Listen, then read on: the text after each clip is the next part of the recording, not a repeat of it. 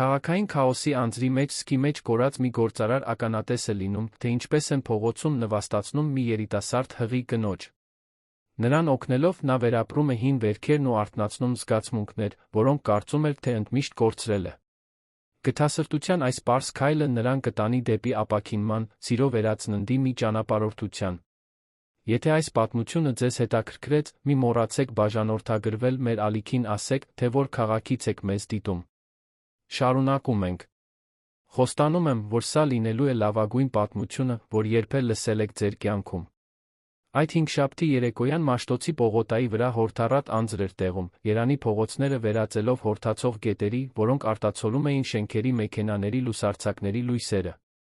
Գագիկ Սարգսյանը այդ ամենը դիտում էր իր գրասենյակի պատուհանից, 23-րդ հարկից, հեռու դատարկ հայացքով, որը վերջին 3 տարիներին դարձել էր նրա այցեքարտը։ Կաթիլները համառորեն խփում էին ապակուն, բայց նա հազիվ էր լսում դրանք։ Նրա միտքը այլ տեղ էր, ինչպես միշտ, գերված հիշողություններով, որոնք չէր կարողանում ջնջել նույնիսկ աչքերը փակելիս։ 38 տարեկանում Գագիկը այն էր, ինչ շատերը կանվանեին հաջողակ տղամարդ։ Նրա բիզնես խորհրդատվական ընկերությունը ծաղկում էր, հաճախորդները հարգում էին նրան, նրա անունը կշիռ ուներ շուկայում։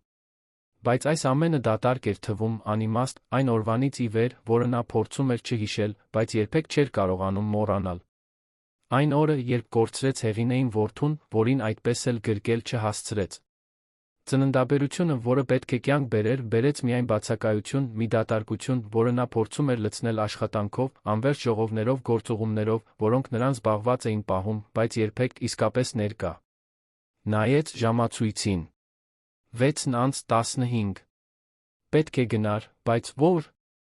Վերադառնալ կենտրոնում գտնվող դատարկ բնակարան, որտեղ յուրաքանչյուր սենյակում լռությունն էր արձագանքում։ Խորը շունչ քաշեց, վերջապես ոտքի կանգնեց, վերցնելով աթոռին կախված մուգ մոխրագույն պիջակը։ Նրա քարտուղարուհին, Անահիտը, արդեն գնացել էր, սեղանին թողնելով մի քանի փաստաթուղթ, որոնք պետք է ստուգվեին մինչ երկուշաբթի։ Գագիկն անտեսեց դրանք, անջատեց լույսերը, շարժվեց դեպի վերելակ։ Շենքի ավտոտնակը լուռ էր, ընդամենը մի քանի մեքենա էր դեռ կայանված։ Գագիկը նստեց իր արծաթագույն սեդանը, միացրեց շարժիչը, մի քանի վայրկյան կանգնեց, լսելով մեքենայի տանիքին թափվող անձրի ձայնը։ Միշտ այսպես էր։ Դադարի պահեր, երբ նա հանկարծ չգիտեր, թե ուր գնալ, կարծես իր սեփական կյանքը պարզապես աննպատակ մի երթուղի լիներ։ Որոշեց այլ ճանապարհով գնալ։ Տուն ուղիղ գնալու փոխարեն, ավտոտնակից դուրս գալիս թեքվեց ձախ, սկսեց վարել այնպիսի փողոցներով, որոնցով սովորաբար չէր անցնում։ Անցավ քաղաքի հին կենտրոնով, որտեղ շենքերն ավելի ցածր էին, իսկ մայթերն ավելի նեղ։ Անձրը շարունակում էր տեղալ, երթևեկությունը դանդաղ էր։ Գագիկին դա չէր անհանգստացնում։ Գոնե այստեղ, մյուս մեքենաների մեջ խցանված, նա ստիպված չէր շատ մտածել։ Հենց այդ ժամանակ նա տեսավ այն տեսարանը, որը պետք է փոխեր ամեն ինչ։ Աբովյան-Թումանյան փողոցների խաչմերուկում մի տաքսի կանգնած էր, վթարային լույսերը միացրած։ Հետի դուռը բաց էր, միջին տարիքի մի տղամարդ, տեսանելիորեն զայրացած, ձեռքերով շարժումներ էր անում, գոռալով ինչ-որ բան, որը Գագիկը չէր կարողանում լսել մեքենայի միջից։ Եվ հետո նա տեսավ կնոջը։ Նա երիտասարդ էր, երի 25 տարեկան, անձրից թրջված շագանակագույն մազերը թափված էին ուսերին։ Նա տեսանելիորեն հղի էր, շատ հղի, երկու ձեռքով բռնել էր փորը, փորձելով հավասարակշռությունը պահել ջրով լցված մայթին։ Նրա դեմքը կարմրել էր ոչ միայն անձրից, այլ անզուսպ հոսող արցունքներից։ Տաքսու վարորդը մի պայուսակ գցեց գետնին, հենց նրա կողքին, վերադարձավ մեքենա, ուշքին շրխկացնելով դուռը, նախքան արագացնելն ու երթևեկության մեջ անհետանալը։ Երիտասարդ կինը մնաց այնտեղ, մենակ, հորդառատ անձրի տակ, կանգնած ինչպես հուսահատության արձան։ Գագիկի ներսում ինչ-որ բան շարժվեց։ Դա ռացիոնալ միտք չէր, ոչ էլ հաշվարկված որոշում։ Դա մի մղում էր, որը նա տարիներ շարունակ չէր զգացել, գործելու հրատապ անհրաժեշտություն։ Առանց երկու անգամ մտածելու նա միացրեց շրջադարձի ազդանշանը, շրջանցեց երկու մեքենա, կայանեց արգելված տեղում, հենց այն խաչմերուկի դիմաց, որտեղ կանգնած էր երիտասարդ կինը։ Վերցրեց անձրանոցը, որը միշտ պահում էր հետի նստատեղին, բացեց դուռը, վազեց դեպի նա։ Կինը նայեց նրան լայն բացված աչքերով, վախեցած, կարծես չհասկանալով, թե ինչ է կատարվում։ Գագիկը բացեց անձրանոցը նրա գլխավերում, պաշտպանելով նրան անձրից, խոսեց ամենանուրբ ձայնով, որ կարողացավ հավաքել։ Լավ եք։ Ինչ է պատահել։ Նա դժվարությամբ էր շնչում, ձեռքերը դեռ սեղմում էին փորը։ Փորձեց խոսել, բայց բառերը կիսատ-պռատ դուրս եկան։ Նա ասաց, որ ես ծածնում եմ, որ ուղղակի չեմ ուզում վճարել ուղևարցը, բայց երդվում եմ, ես շատ ուժեղ ցավ եմ զգում, ես պետք է հիվանդանոց գնամ։ Գագիկը զայրույթի ալիք զգաց, բայց դա ցույց չտվեց։ Նայեց գետնին դրված թաց պայուսակին, արագ վերցրեց այն։ Եկեք ինձ հետ։ Իմ մեքենան այնտեղ է։ Ես ձեզ հենց հիմա կտանեմ հիվանդանոց։ Նա տատանվեց, նայելով թանկարժեք կոստյումով հոգնած աչքերով այդ անծանոթ տղամարդուն։ Բայց ցավն ավելի մեծ էր, քան վախը, նա գլխով արեց, թույլ տալով, որ Գագիկն օգնի իրեն քայլել դեպի մեքենան։ Նա բացեց հետի դուռը, զգուշությամբ նստեցրեց նրան, պայուսակը դրեց կողքին։ Հետո արագ նստեց վարորդի տեղը, միացրեց ջեռուցիչը, նայեց հետի հայելու միջով։ Որ հիվանդանոցն եք նախընտրում։ Կա։ Որը մեկը, որտեղ հաշվառված եք։ Նա գլխով արեց, ձայնը դեռ դողում էր։ Նոր Նորքի քաղաքային հիվանդանոց։ Իմ բժիշկն այնտեղ է աշխատում։ Գագիկը ճանապարհը գիտեր։ Միացրեց կեպսը միայն հաստատելու համար, սկսեց վարել, շրջանցելով ջրափոսերն ու մյուս մեքենաները մի ճշգրտությամբ, որ ինքն էլ չգիտեր, թե որտեղից էր գալիս։ Անընդհատ նայում էր հետի հայելու միջով, ստուգելով, թե արդյոք նա լավ է։ Երիտասարդ կինը խորը շնչում էր, փորձելով զսպել կծկումները, նա նկատում էր, թե ինչ հսկայական ջանք է գործադրում չգոռալու համար։ Ձեր անունն ինչ է, հարցրեց նա, փորձելով նրան հանգստացնել։ Անի։ Անի Մանուկյան։ Գագիկ։ Գագիկ Սարգսյան։ Դուք ապահով ձեռքերում եք, Անի։ Շուտով կհասնենք։ Նա փորձեց ժպտալ, բայց ցավի մեկ այլ ալիք հարվածեց նրան, նա ուժգին փակեց աչքերը։ Գագիկն արագացրեց այնքան, որքան կարող էր, առանց վտանգելու անվտանգությունը։ Անձրը սկսում էր թուլանալ, բայց երթևեկությունը շարունակում էր խիտ մնալ։ Նա ազդանշան տվեց, շրջանցեց, առաջ անցավ, արեց այն ամենը, ինչ իր ուժերի սահմաններում էր, ճանապարհը կրճատելու համար։ Մենակ եք, հարցրեց նա անմիջապես զղջաց հարցի համար։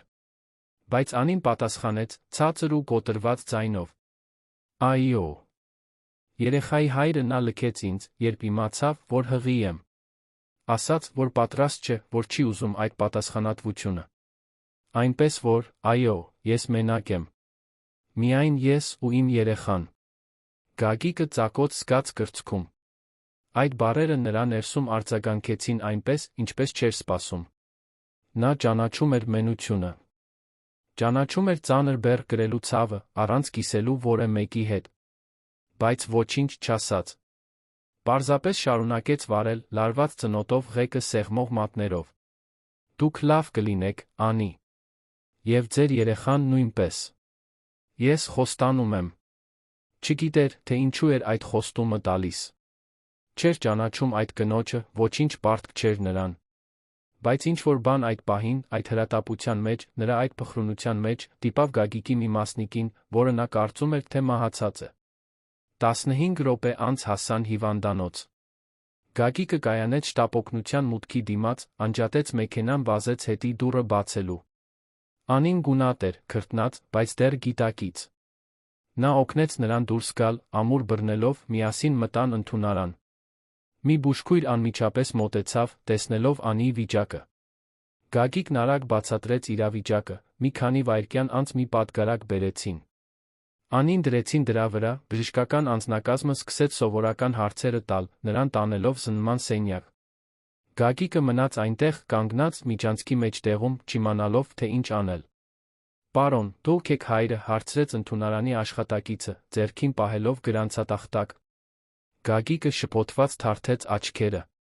Ոչ։ Ոչ, ես պարզապես նրան բերեցի։ Նա փողոցում էր, օգնության կարիք ուներ։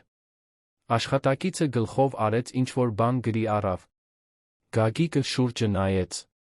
Հիվանդանոցը մարդաշատ էր, մարդիկ գալիս գնում էին, բժիշկները խոսում էին, երեխաները լացում։ Նա պետք է գնար։ Իր բաժինն արել էր։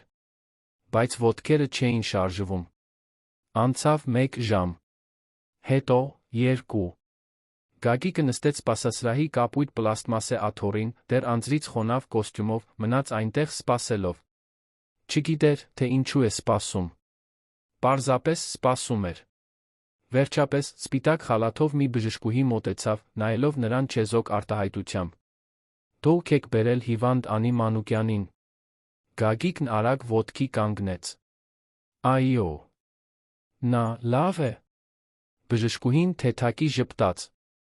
Նա լավ է։ Դեռ ծննդաբերություն չէ։ Սրանք Բրեքսթոն Հիքսի կծկումներ են, որոնք սովորական են հղիության այս փուլում։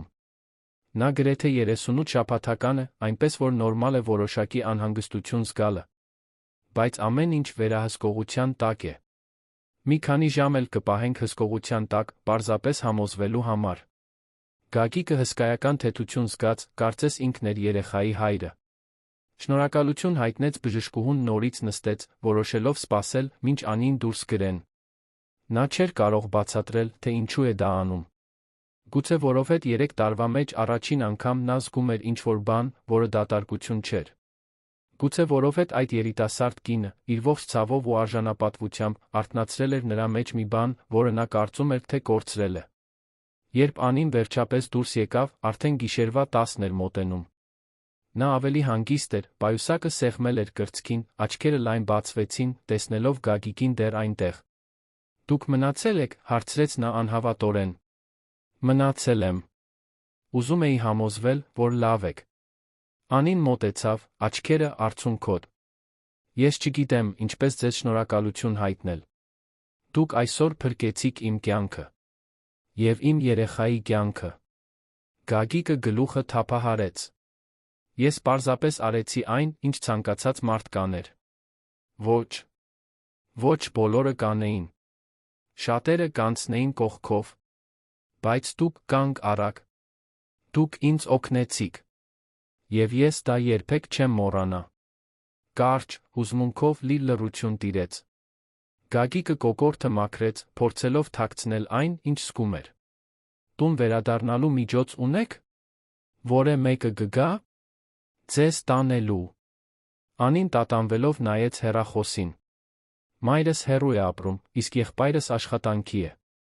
Ես պատրաստվում էի ավտոբուս նստել, բացառվում է։ Ես ձեզ կտանեմ։ Նա սկսեց բողոքել, բայց Գագիկն արդեն քայլում էր դեպի կայանատեղի, նա հետեց նրան հանձնված։ Նստեցին մեքենան, Գագիկը նորից միացրեց GPS-ը։ Որտեղ եք ապրում։ Անին տվեց հասցեն։ Դա նոր նորքում էր, գրեթե 1 ժամվա ճանապարհ։ Գագիկը նույնիսկ աչքը չթարթեց։ Պարզապես ծրագրավորեց երթուղին, սկսեց վարել։ Ճանապարհին Անին ավելի շատ պատմեց իր կյանքի մասին։ Պատմեց, որ ապրում է մոր տիկին Սաթենիկի, կրտսեր եղբոր Արամի հետ, որը 18 տարեկան էր, աշխատում էր որպես օգնական ավտոարհեստանոցում։ Ինքն աշխատում էր որպես դեղատան վաճառողուհի, բայց բժշկի խորհրդով վաղաժամ դեկրետային արձակուրդում էր։ Խոսեց երեխայի հոր Դավիթ անունով մի տղայի մասին, որին ծանոթացել էր ընկերների խնջույքին, որն անհետացել էր, երբ նա ասել էր, որ հղի է։ Գագիկը լուռ լսում էր, յուրացնելով յուրաքանչյուր բառ։ Նա զգում էր զայրույթի տխրության խառնուրդ այս երիտասարդ կնոջ հանդեպ, որը, նույնիսկ լքված բազմաթիվ դժվարությունների դիմագրավելով, դեռ գլուխը բարձր էր պահում, ձայնը ամուր։ Նրա մեջ մի ուժ կար, որով նա հիանում էր։ Մի հավատ, որը նա կորցրել էր։ Կեսգիշերին մոտ հասան Անիի փողոց։ Դա նեղ փողոց էր, պարսպապատ տներով, որոնցից մի քանիսի առջ փոքրիկ այգիներ կային։ Գագիկը կայանեց նրա նշած համարի դիմաց, Անին բացեց դուռը, բայց դուրս գալուց առաջ շրջվեց դեպի նա։ Գագիկ, ես բառեր չունեմ շնորհակալություն հայտնելու այն ամենի համար, ինչ դուք արեցիք ինձ համար այսօր։ Բայց ուզում եմ, որ իմանաք, դուք հրեշտակ եք։ Իսկական հրեշտակ։ Նա ժպտաց, տխուր ու փոքրիկ ժպիտով։ Ես հրեշտակ չեմ, Անի։ Հեռու եմ դրանից։ Ինձ համար դուք հրեշտակ եք։ Եվ միշտ կլինեք։ Նա իջավ մեքենայից, քայլեց դեպի դարպասը, ձեռքով անելով մտնելուց առաջ։ Գագիկը մնաց այնտեղ, տեսնելով, թե ինչպես է հյուրասենյակի լույսը վառվում պատուհանից, միայն հետո միացրեց շարժիչն ու սկսեց վերադառնալ տուն։ Վերադարձի ճանապարհը երկար ու լուռ էր։ Գագիկը չմիացրեց ռադիոն, չպատասխանեց 2 անգամ թրթռացող հեռախոսին։ Պարզապես վարում էր, մտածելով այն ամենի մասին, ինչ տեղի էր ունեցել այդ օրը։ Մտածում էր Անիի, նրա քաջության, նրա քնքշության մասին։ Մտածում էր սպասվող երեխայի, նրան լքած հոր, նրա դիմագրաված մենության մասին։ Եվ 3 տարվա մեջ առաջին անգամ մտածեց Հեղինեի կորցրած որդու մասին, զգալով ոչ միայն ցավ։ Զգաց նա մի ծակոց, նման մի բանի, որը հույս էր հիշեցնում։ Երբ վերջապես հասավ բնակարան, արդեն գիշերվա 1-ն անց էր։ Գագիկը երկար լոգանք ընդունեց, պառկեց անկողնում նայեց առաստաղին։ Հեռախոսը կողքին էր, նա հանկարծ մտածեց, թե արդյոք պետք է խնդրեր Անիի համարը։ Բայց ոչ։ Տարօրինակ կլիներ։ Նա իր բաժինն արել էր։ Նրա կյանքը կշարունակվեր, իրենը նույնպես, յուրաքանչյուրն իր ճանապարհով։ Բայց խորքում Գագիկը գիտեր, որ այդ հանդիպումը ինչ-որ բան էր շարժել իր ներսում։ Մի բան, որը չէր կարողանում անվանել, բայց որն այնտեղ էր, կենդանի, բաբախող։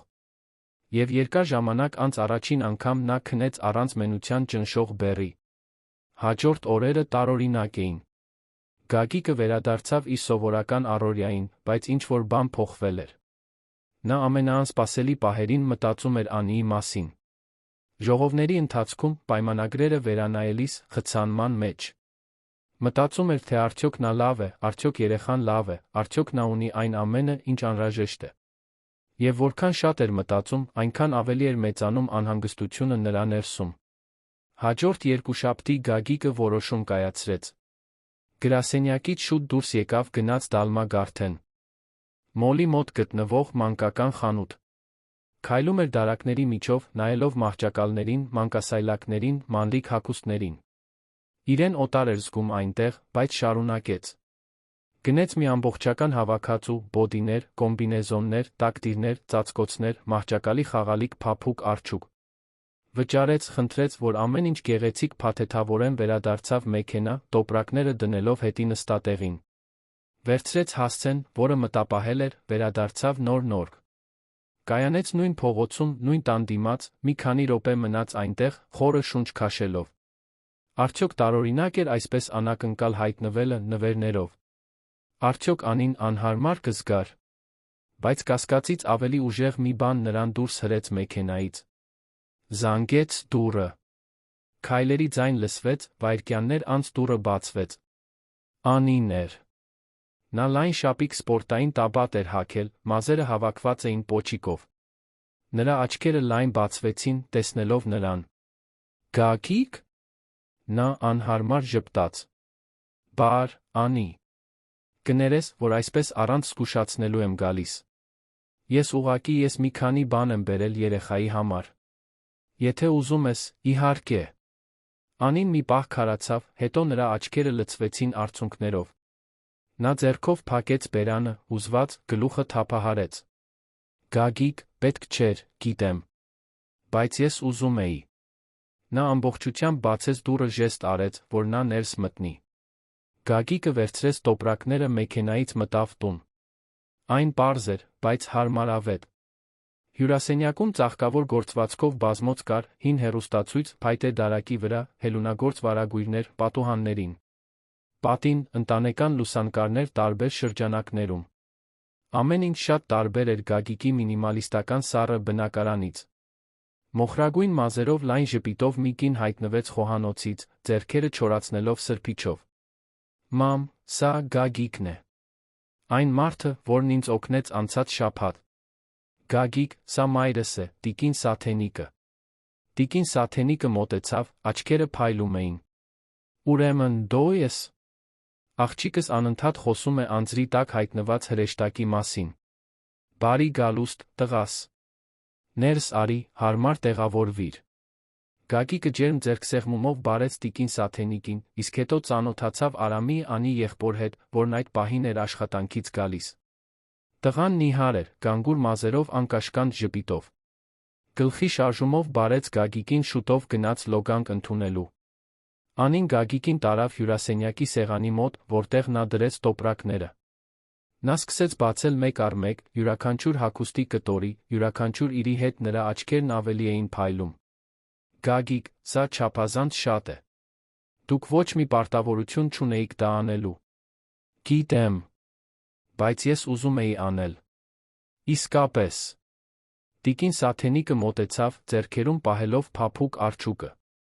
Ինչ սիրուն է։ Թոռնիկս շատ կսիրի։ Անին ժպտաց, ձեռքը նրբորեն անցկացնելով հագուստների վրայով։ Այո, կսիրի։ Եվ կիմանա, որ դա շատ յուրահատուկ մարդու նվեր է։ Գագիկը զգաց, որ դեմքը տաքանում է։ Նա սովոր չէր դրան, այդ մարդկային ջերմությանը, այդ անկեղծ երախտագիտությանը։ Մնաց այնտեղ, այդ ընտանիքի տանը, որին հազիվ էր ճանաչում, տարիներ անց առաջին անգամ իրեն զգաց ինչ-որ բանի մաս։ Ինչ-որ իրական բանի։ Ինչ-որ կենդանի բանի։ Տիկին Սաթենիկը պնդեց, որ նա մնա ընթրիքի։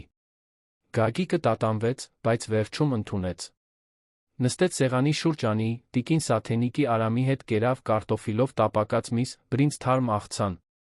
Պարզ, բայց սիրով պատրաստված ուտելիք։ Եվ ուտելու ընթացքում զրուցում էին կյանքի, թաղամասի, ապագայի ծրագրերի մասին։ Գագիկը մի փոքր պատմեց իր աշխատանքի մասին, բայց խուսափեց խոսել իր անձնական կյանքից։ Դեռ պատրաստ չէր դրան։ Երբ երեկոն ավարտվեց, Գագիկը հրաժեշտ տվեց տիկին Սաթենիկին ջերմ գրկախառնությամբ, Արամին ամուր ձեռքսեղմումով Անիին խորը հայացքով։ Նա ուղեկցեց նրան մինչ դարպասը, նախքան նրա մեքենա նստելը, բռնեց նրա թից։ Գագիկ, դուք պատկերացում չունեք, թե որքան բան է սա նշանակում ինձ համար։ Մեզ համար։ Շնորհակալ եմ։ Սրտանց։ Նա գլխով արեց, չկարողանալով խոսել։ Նստեց մեքենան, ձեռքով արեց հեռացավ։ Բայց այս անգամ գիտեր, որ կվերադառնա։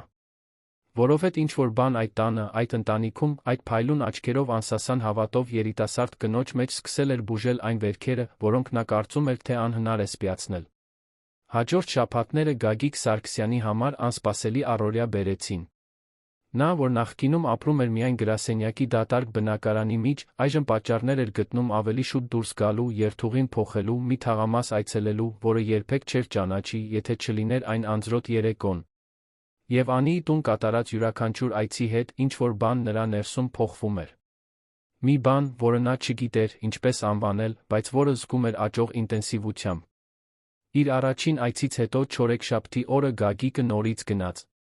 Այս անգամ մրգեր, բնական հյութեր հղիների համար վիտամիններ էր բերել, որոնք նրա քարտուղարուհին օգնել էր ընտրել դեղատնից։ Անին նրան դիմավորեց նույն անկեղծ ժպիտով, իսկ տիկին Սաթենիկը, արդեն նրան վերաբերվելով որպես ընտանիքի անդամի, պնդեց, որ նա մնա հետճաշիկի։ Գագիկն ընդունեց, նստելով նույն սեղանի շուրջ, որտեղ օրեր առաջ ընթրել էր, ուտելով տնական եգիպտացորենի թխվածք թարմ եփած սուրճ խմելով։ Դու մեզ հետ շատ լավ ես զգում, Գագիկ։ Կվարժվես ու էլ չես ուզենա գնալ, կատակեց տիկին Սաթենիկը, աչքերը լի քնքշությամբ։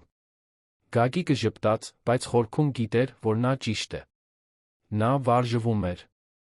Եվ ավելին, նա կարոտում էր այդ վայրը, երբ այնտեղ չէր։ Անին, որ լուր հետում էր խոսակցությանը, վերջապես հարցրեց. Գագիկ, դուք ընտանիք ունեք։ Տանը ձեզ սպասող որե մեկը կա։ Հարցը նրան անակնկալի բերեց։ Գագիկը հայացքը խոնարհեց սուրճի բաժակի վրա, փորձելով գտնել ճիշտ բառերը։ Ոչ։ Չունեմ։ Ծնողներս մի քանի տարի առաջ մահացել են, իսկ ես միակ զավակն եմ։ Միայն ես եմ։ Դա սուտ չէր, բայց նա ամբողջ ճշմարտությունը չէր։ Նա պատրաստ չէր խոսել Հեղինեի մասին։ Դեռ ոչ։ Անին նկատեց նրա անհարմարությունը, արագ փոխեց թեման, հարցնելով աշխատանքի, նրա իրականացրած նախագծերի մասին։ Գագիկը մտովի շնորհակալություն հայտնեց նրա զգայունության համար, ազատվեց, պատմելով զվարճալի պատմություններ բարդ հանդիպումների պահանջկոտ հաճախորդների մասին։ Կեսօրն արագ անցավ, երբ Գագիկը նկատեց, արդեն երեկո էր, նա դեռ այնտեղ էր, ծիծաղելով այդ ընտանիքի հետ, որը նրան ընդունում էր առանց որևէ բան պահանջելու։ Գնալուց առաջ Անին նրան մի խնդրանք արեց, որը նա չէր սպասում։ Գագիկ, ես ուրբաթ առավոտյան մանկաբարձի մոտ այց ունեմ։ Չէիք ուզենա ինձ հետ գալ։ Այսինքն, եթե կարող եք, իհարկե։ Չեմ ուզում ձեզ խանգարել։ Գագիկը զգաց, որ կուրծքը սեղմվում է։ Գնալ նախածննդյան խորհրդատվության։ Տեսնել ուլտրաձայնային հետազոտություն։ Լսել երեխայի սրտի բաբախյունը։ Այս ամենը վտանգավոր տարածք էր, լի հիշողություններով, որոնցից նա փորձում էր խուսափել։ Բայց երբ նայեց Անիի աչքերին, լի հույսով խոցելիությամբ, չկարողացավ ասել ոչ։ Իհարկե։ Ես ձեզ հետ կգամ։ Ժամը քանիսին։ Առավոտյան 9-ին։ Նույն հիվանդանոցում, որտեղ ինձ տարաք։ Գագիկը գլխով արեց։ 8:30-ին այստեղ կլինեմ ձեզ տանելու։ Ժպիտը, որ բացվեց։ Անի դեմքին բավական էր, որ Գագիկը հասկանար, որ ճիշտ որոշում է կայացրել։ Ուրբաթ օրը Գագիկն արթնացավ սովորականից շուտ։ Երկար լոգանք ընդունեց, ընտրեց բաց կապույտ վերնաշապիկ ջինսե-տաբատ, մի բան ավելի առօրյա, քան սովորաբար էր հագնում։ Չէր ուզում շատ պաշտոնական տեսք ունենալ։ Պարզապես ուզում էր ներկա լինել։ Նստեց մեքենան վարեց դեպի Նոր Նորք, հասնելով ճիշտ 8:30-ին։ Անին արդեն սպասում էր դարպասի մոտ, հագին լայն ծաղկավոր զգեստ սպիտակ սպորտային կոշիկներ։ Արձակ մազերը թափված էին ուսերին, նա փոքրիկ պայուսակ էր պահել։ Բարի լույս, ասաց Գագիկը, բացելով նրա համար դուռը։ Բարի լույս։ Շնորհակալ եմ, որ եկաք։ Պետք չէ շնորհակալություն հայտնել։ Ես ուզում էի գալ։ Ճանապարհը դեպի հիվանդանոց հանգիստ էր։ Անին խոսում էր երեխայի սենյակի նախապատրաստությունների, լվացվող դասավորվող հագուստների, մտածած անունների մասին։ Գագիկը ուշադրությամբ լսում էր ամեն ինչ, հարցեր տալով, կարծիք հայտնելով, երբ նա խնդրում էր։ Հասան հիվանդանոց, ուղղվեցին դեպի բժշկուհի Արմինեի, Անիի մանկաբարձի սենյակ։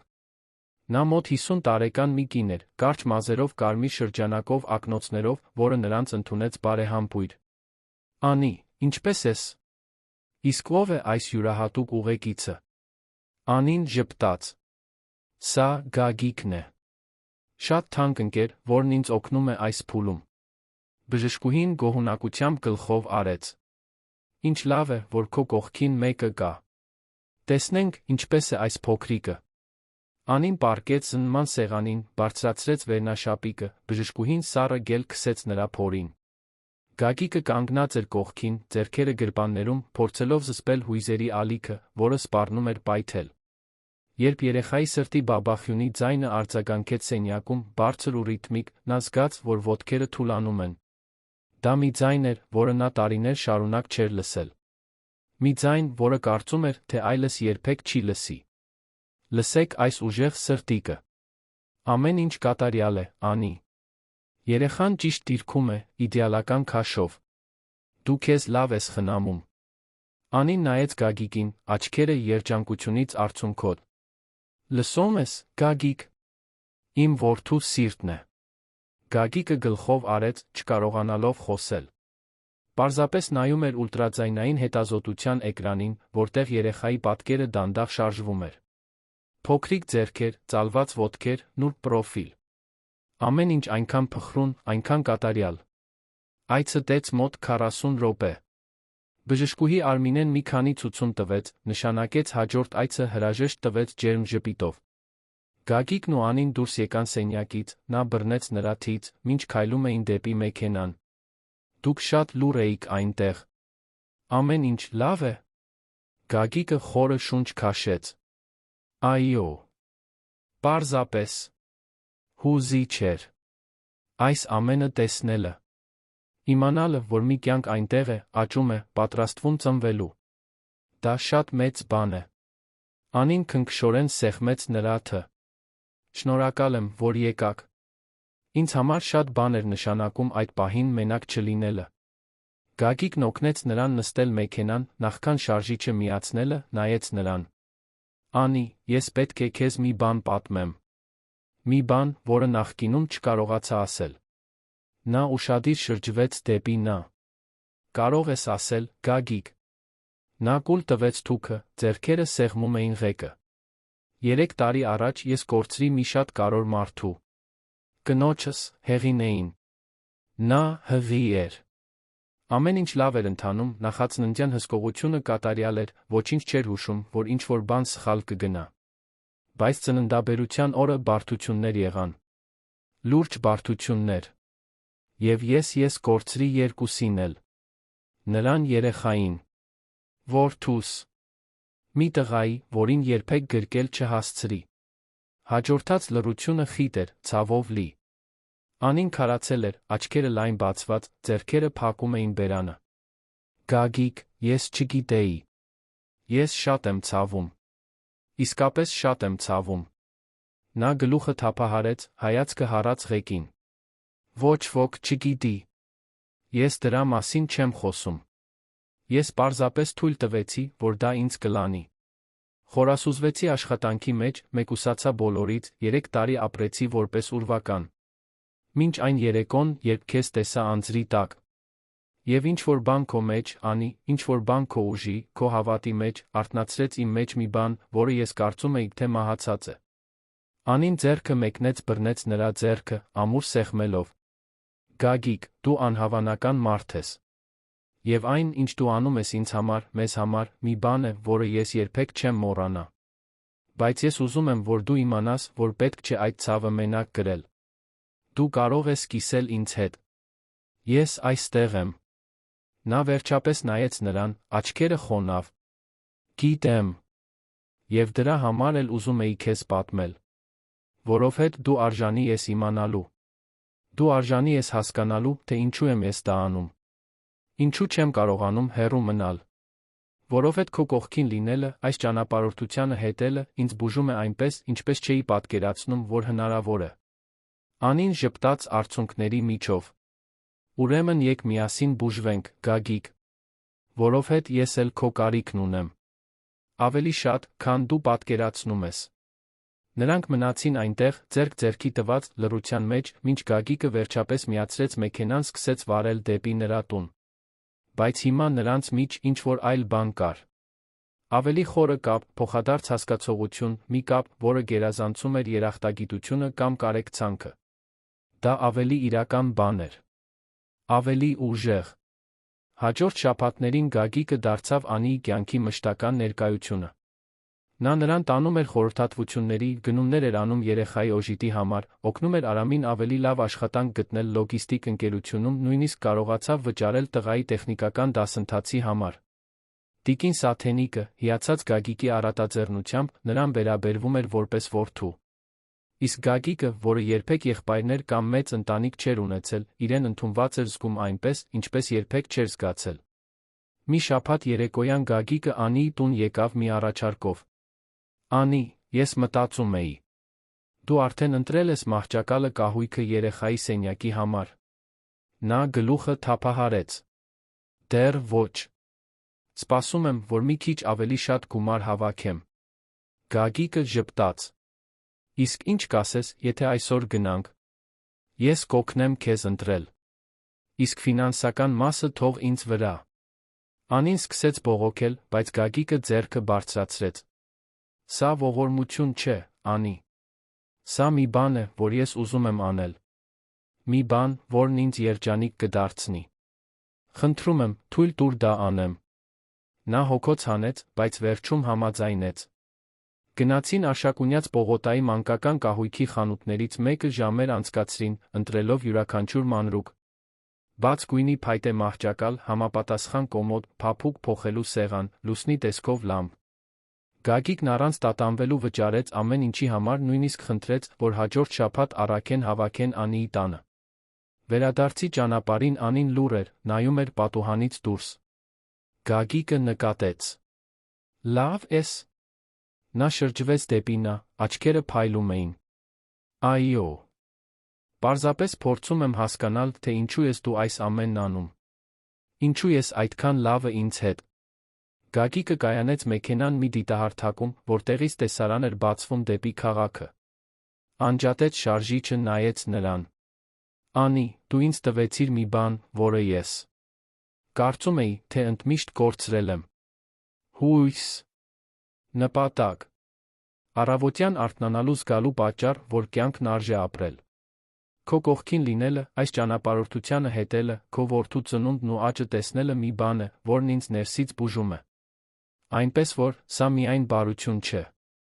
Սա անհրաժեշտություն է։ Ես քո կարիքն ունեմ այնքան, որքան դու իմ։ Անին զգաց, որ արցունքները հոսում են դեմքով։ Գագիկ, ես չգիտեմ ինչ ասել։ Պետք չէ ոչինչ ասել։ Պարզապես ընդունիր։ Ընդունիր, որ ես այստեղ եմ, որ ուզում եմ դրա մի մասը լինել։ Որովհետև ես արդեն կապվել եմ։ Քեզ, քո երեխային, քո ընտանիքին։ Եվ ես այլս չեմ ուզում հեռու մնալ։ Նա գլխով արեց, կամացուկ հեկեկալով։ Գագիկը ձեռքը մեկնեց նրբորեն սրբեց նրա արցունքները։ Եկ վերադառնանք։ Մայրդ երի ընթրիք է պատրաստում։ Անին ժպտաց արցունքների միջով։ Անշուշտ։ Իսկ դու կմնաս, չէ՞։ Կմնամ։ Միշտ կմնամ։ Կահույքի հավաքման օրը յուրահատուկ էր։ Գագիկը շուտ եկավ, բերելով ներք պիտակներ երեխայի սենյակը զարդարելու համար։ Արամն օգնեց նրան պատերից մեկը բաց կապույտ ներկել, մինչ Անին թղթե աստղիկներ ու ամպեր էր կպցնում։ Տիկին Սաթենիկը առատ ճաշ պատրաստեց, ամբողջ տունը լցված էր նորոգման ուրախության էներգիայով։ Երբ մահճակալը պատրաստ էր, Գագիկը կանգնեց սենյակի դռան մոտ, դիտելով ամեն ինչ։ Դա փոքրիկ սենյակ էր, բայց լի սիրով, լի հույսով։ Եվ նա դրա մի մասն էր։ Նա օգնել էր կառուցել այդ տարածքը։ Այդ նոր սկիզբը։ Անին մոտեցավ, բռնելով փորը։ Կատարյալ է, Գագիկ։ Շնորհակալ եմ ամեն ինչի համար։ Նա շրջվեց դեպի նա երկար ժամանակ անց առաջին անգամ իսկապես ժպտաց։ Դու արժանի ես դրան, Անի։ Դու քո որդին արժանի եք ամենալավին։ Նրանք մնացին այնտեղ կողք կողքի, պատկերացնելով այն պահը, երբ այդ սենյակը կզբաղեցնի մի նոր կյանք։ Եվ երկուսն էլ գիտեին, որ երբ այդ օրը գա, իրենց կյանքերն այլս երբեք նույնը չեն լինի։ Բժշկական այցերը Գագիկի համար սուրբ ծեսեր դարձան։ Նա ոչ մեկը բաց չէր թողնում։ Միշտ այնտեղ էր, Անի կողքին, բռնում էր նրա ձեռքը հետազոտությունների ընթացքում, հարցեր տալիս բժշկուհուն, գրի առնում բոլոր ցուցումները։ Եվ յուրաքանչյուր այցի ժամանակ բժշկուհի Արմինեն ժպտում էր, տեսնելով նրանց երկուսի մեջ աճող կապը։ Այդ այցերից մեկի ժամանակ, արդեն հղիության վերջում, բժշկուհին հայտնեց այն նորությունը, որին բոլորը սպասում էին։ Անի, դու 39 շաբաթական ես։ Երեխան կարող է ծնվել ցանկացած պահի։ Համոզվիր, որ ամեն ինչ պատրաստ է։ Պայուսակը, փաստաթղթերը, հիվանդանոցի ճանապարհը։ Անին անհանգիստ գլխով արեց։ Ամեն ինչ պատրաստ է։ Եվ Գագիկն ինձ կբերի, երբ ժամանակը գա։ Բժշկուհին ջերմ ժպիտով նայեց Գագիկին։ Դուք հրեշտակ եք, Գագիկ։ Հազվադեպ եմ տեսել այսքան նվիրված մարդու։ Գագիկը պարզապես անհարմար ժպտաց։ Բայց ներսում նա գիտեր, որ դա բարություն չէր։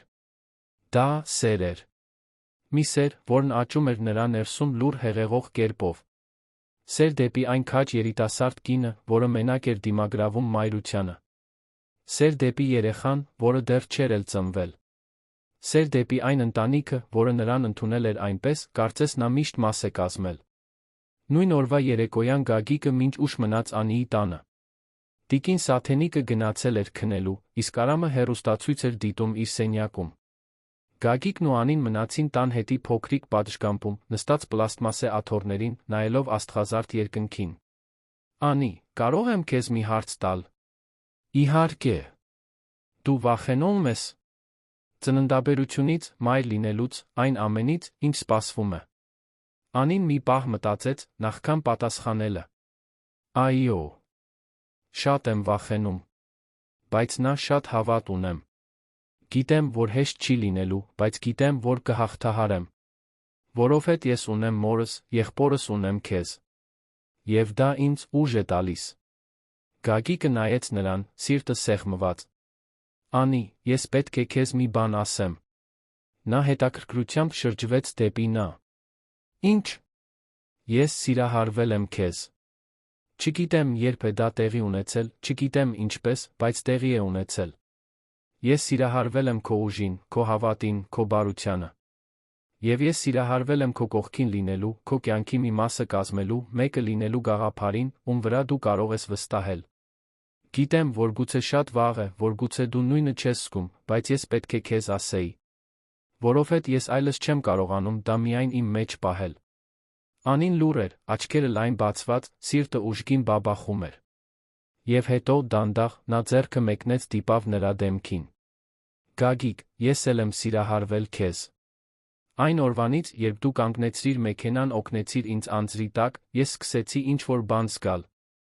Եվ ամեն օր, որ անցնում է, այդ զգացմունքը միայն աճում է։ Դու ինձ տվեցիր ավելին, քան որ է տղամարդ երբե տվել է։ Դու ինձ տվեցիր հարգանք, հոգատարություն, իսկական սեր։ Եվ ես ուզում եմ քեզ իմ կյանքում։ Ոչ միայն որպես ընկեր, այլ որպես ուղեկից։ Որպես իմ որդու հայր, նույնիսկ առանց արյան կապի։ Գագիկը զգաց, որ արցունքները հոսում են դեմքով։ Արցունքներ թեթացումից, ուրախությունից, մի բանից, որը նա այդքան երկար չէր զգացել։ Նա թեքվեց, աշխարհի ողջ քնքշությամբ համբուրեց Անիին։ Փափուկ համբույր, լի լուր խոստումներով, ընդհանուր հույսերով, միահյուսվող ապագաներով։ Երբ նրանք բաժանվեցին, Անին նույնպես լացում էր, բայց դա երջանիկ լաց էր։ Մի լաց, որը պատկանում էր մեկին, ով վերջապես գտել էր մի բան, որը նույնիսկ չգիտեր, որ փնտրում է։ Մենք երջանիկ ենք լինելու, Գագիկ։ Ես գիտեմ, որ լինելու ենք։ Նա գլխով արեց, բռնելով նրա ձեռքը։ Լինելու ենք։ Ես խոստանում եմ։ Նրանք մնացին այնտեղ, ձեռք ձեռքի տված, մինչ ուշ գիշեր, խոսելով ծրագրերի, ապագայի միասին կառուցվող ընտանիքի մասին։ Եվ երբ Գագիկը վերջապես գնաց, արդեն կեսգիշերն անց էր։ Բայց նրան դա չէր անհանգստացնում։ 3 տարվա մեջ առաջին անգամ նա երջանիկ էր։ Իսկապես երջանիկ։ Հաջորդ օրերը անհանգստության աճով անցան։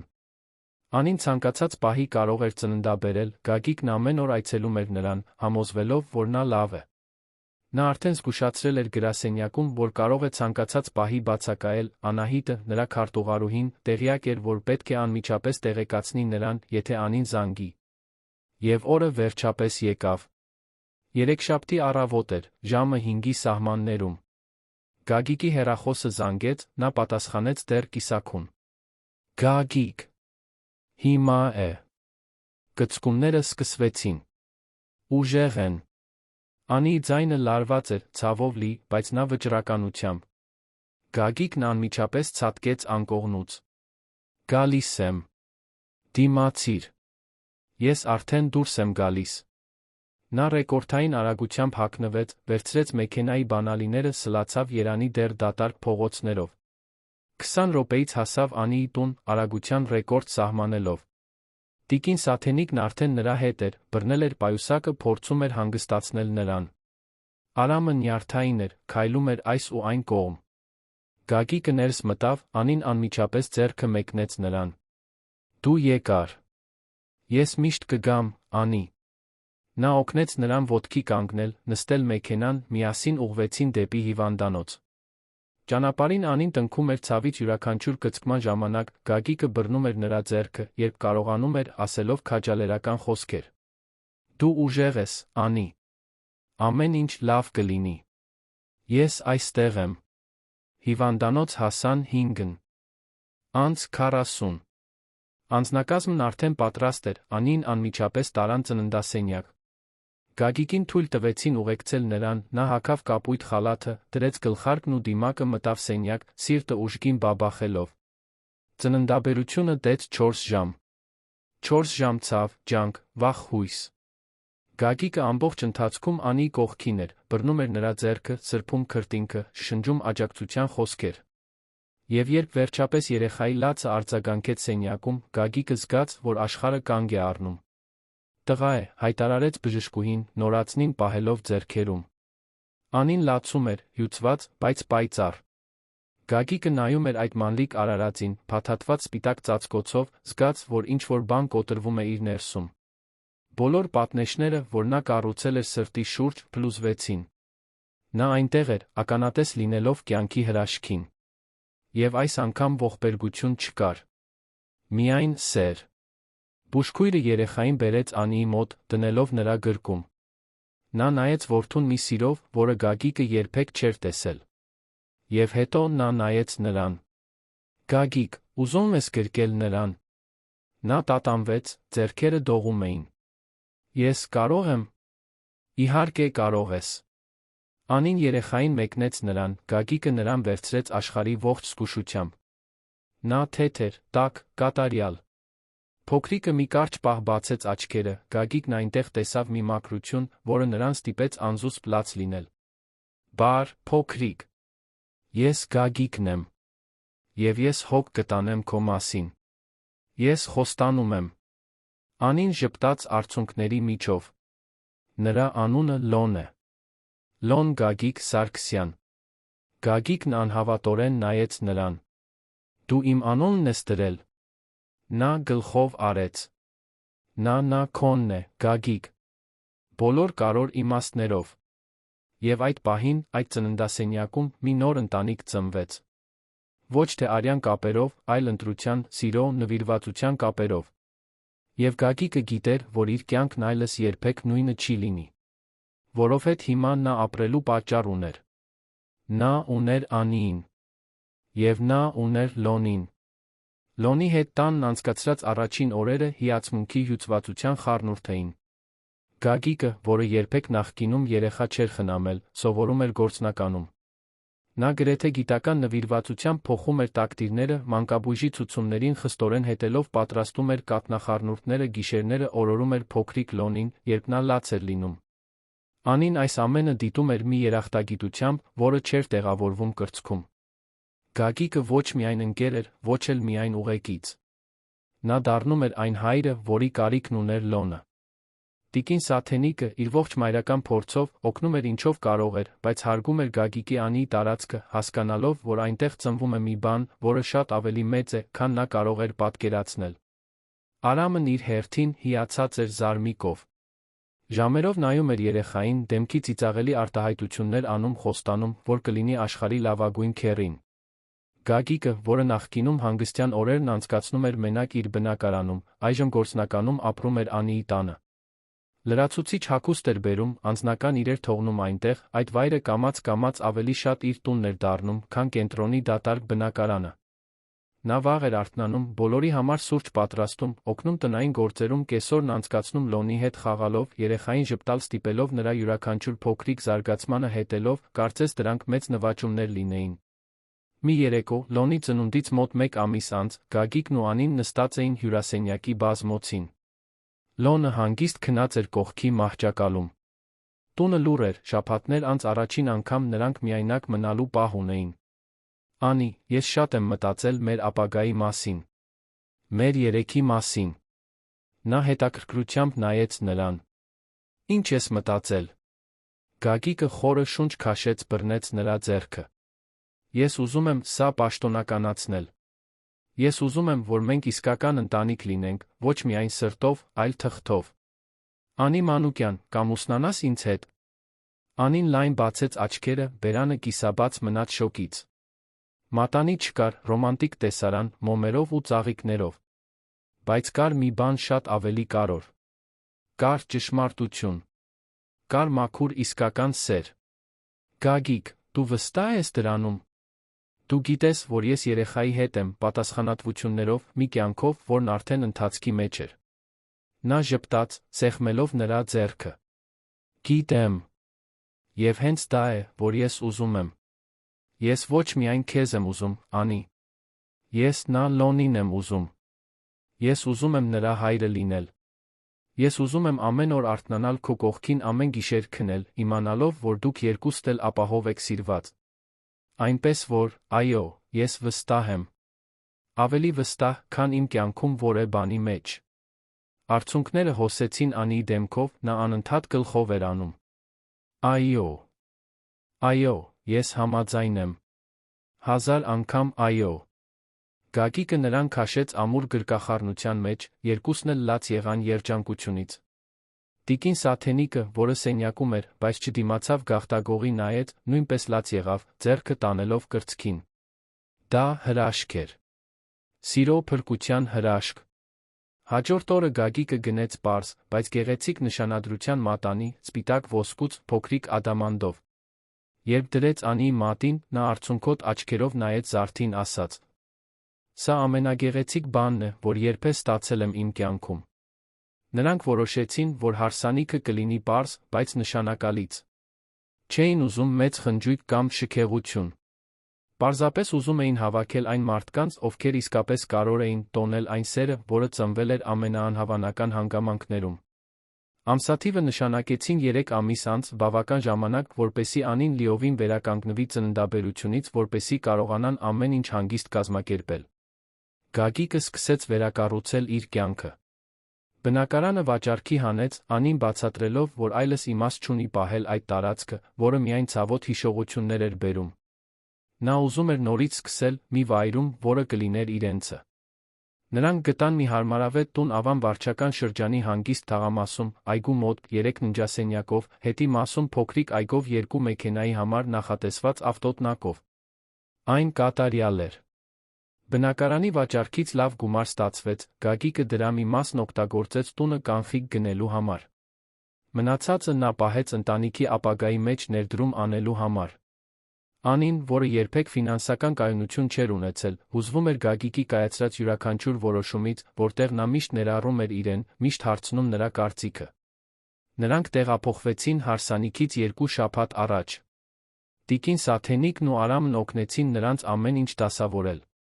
Գագիկը պնդեց, որ անձամբ հավաքի Լոնի սենյակը, յուրաքանչյուր մանրուք տեղը դնելով։ Կախեցին վարագույրներ, դասավորեցին հագուստներ, հավաքեցին մանկական գրքերի դարակներ։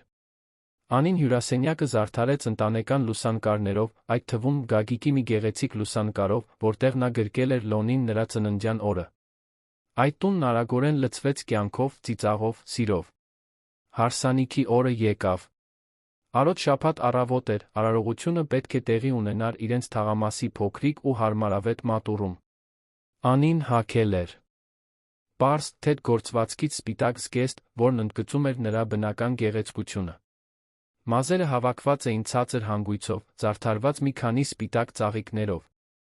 Գագիկը հագել էր բաց մոխրագույն կոստյում, սպիտակ վերնաշապիկ մուգ կապույտ փողկապ։ Նա նյարդային էր, բայց պայծառ։ 3 ամսական Լոնը տիկին Սաթենիկի գրկում էր, հագին սպիտակ կոմբինեզոն, որը Գագիկն անձամբ էր ընտրել։ Արամը խաչեղբայրն էր, հպարտ ու հուզված։ Ներկա էին Գագիկի մի քանի մտերիմ ընկերներ ընկերությունից, ինչպես Նաանիի հարաններն ու ընկերները։ Դա մտերմիկ, բայց սիրով լի տոնակատարություն էր։ Երբ Գագիկը տեսավ Անիին Արամի ուղեկցությամբ մատուռ մտնելիս, չկարողացավ զսպել արցունքները։ Նա գեղեցիկ էր, պայծառ, նրա բացված ժպիտը մաքուր երջանկություն էր արտահայտում։ Նրանք հանդիպեցին խորանի մոտ, քահանան մոխրագույն մազերով հանգիստ ձայնով մի տերտեր, սկսեց արարողությունը։ Գագիկ Անի, դուք այսօր այստեղ եք ոչ միայն ձեր կյանքերը միավորելու, այլ ընտանիք կազմելու համար։ Մի ընտանիք, որը կառուցված է սիրո, հարգանքի հավատի հիմքերի վրա։ Եվ այս փոքրիկ հրեշտակը, Լոնը, կենդանի ապացույցն է, որ Աստված գործում է խորհրդավոր հրաշալի ձեռով։ Քահանան խոսեց ներման, նոր սկիզբների, իսկական սիրո ուժի մասին։ Եվ երբ եկավ երթումների պահը, Գագիկը գրպանից հանեց մի թուղթ սկսեց կարդալ, ձայնը խեղդվելով հուզմունքից։ Անի, երբ ես քեզ տեսա այն անձրոտ երեկոյան, ես կորած էի։ Ես դատարկ էի, առանց հույսի, առանց շարունակելու պատճառի։ Բայց դու ինձ ցույց տվեցիր, որ կյանքն արժե ապրել։ Դու ինձ սովորեցրիր նորից սիրել, նորից հավատալ, նորից վստահել։ Այսօր ես խոստանում եմ լինել այն ամուսինը, որին դու արժանի ես, այն հայրը, որի կարիքն ունի Լոնը։ Խոստանում եմ սիրել քեզ լավ վատ օրերին, առողջության հիվանդության մեջ, ուրախության տխրության մեջ։ Խոստանում եմ միշտ քո կողքին լինել, մինչ իմ օրերի վերջը։ Անին ձեռքի թիկունքով սրբեց արցունքները, հանեց իր թուղթը, ձայնը դողդոջուն, բայց ամուր։ Գագիկ, դու հայտնվեցիր իմ կյանքում, երբ ես ամենաշատն էի քո կարիքն ունեցել։ Դու ինձ տվեցիր ապահովություն, սեր հույս։ Դու ինձ ցույց տվեցիր, թե ինչ է նշանակում իսկապես սիրված լինել։ Եվ ավելին, դու ընտրեցիր սիրել իմ որդուն, կարծես նա քոնը լիներ։ Այսօր ես խոստանում եմ լինել այն կինը, որին դու արժանի ես։ Խոստանում եմ աջակցել քեզ, հարգել քեզ, սիրել քեզ իմ ողջ էությամբ։ Խոստանում եմ քեզ հետ կառուցել սիրով, հավատով, երջանկությամբ լի ընտանիք։ Որովհետև դու իմ հրաշքն ես, Գագիկ։ Եվ ես քեզ հավերժ կսիրեմ։ Մատուռում հուզիչ լռություն տիրեց։ Շատերը լացում էին, այդ թվում տիկին Սաթենիկը, որը մի ձեռքով բռնել էր Լոնին, իսկ մյուսով սրբում էր արցունքները։ Քահանան ժպտաց, նույնպես հուզված։ Ուրեմն ինձ տրված իշխանությամբ ես ձեզ հայտարարում եմ այր կին։ Գագիկ, կարող ես համբուրել հարսնացուին։ Գագիկը Անին մոտ քաշեց, համբուրեց նրան աշխարհի ողջ քնքշությամբ։ Մատուռը պայթեց ծափահարություններից, բացականչություններից։ Լոնը, կարծես հասկանալով այդ պահի կարևորությունը, ուրախ ճիչ արձակեց, բոլորին ծիծաղեցնելով։ Արարողությունից հետո մոտակա ռեստորանում պարզ, բայց համեղ ճաշկերույթ եղավ։ Տնական ուտելիք, 3 հարկանի տորտ, կենդանի երաժշտություն։ Գագիկն ու Անին պարեցին նորապսակների վալսը, երաժշտության կեսին Գագիկը Լոնին վերցրեց տիկին Սաթենիկի գրկից պարեց նա նրա հետ, երեխային ծիծաղեցնելով։ Դա կախարդական պահ էր, որը կմնար բոլոր ներկաների հիշողության մեջ։ Օրվա վերջում, երբ հյուրերն արդեն գնացել էին, նրանք վերադարձան տուն, Գագիկը, հետելով ավանդույթին, Անին գրկած ներս տարավ։ Նա ծիծաղեց, բռնելով նրա վզից, երբ նա իջեցրեց նրան, երկար համբուրեց։ «Բարի գալուստ մեր համատեղ կյանքի առաջին օր», ասաց նա, ժպտալով։ Գագիկը ժպտաց ի պատասխան. «Իմ կյանքի լավագույն օրը։ Եվ շատերից առաջինը»։ Ամուսնական կյանքը սկսվեց քաղցր դժվարին առօրյայով։ Գագիկը կրճատեց աշխատանքային բեռը, ավելի շատ պարտականություններ պատվիրակելով ընկերությունում ավելի շատ աշխատելով տնից։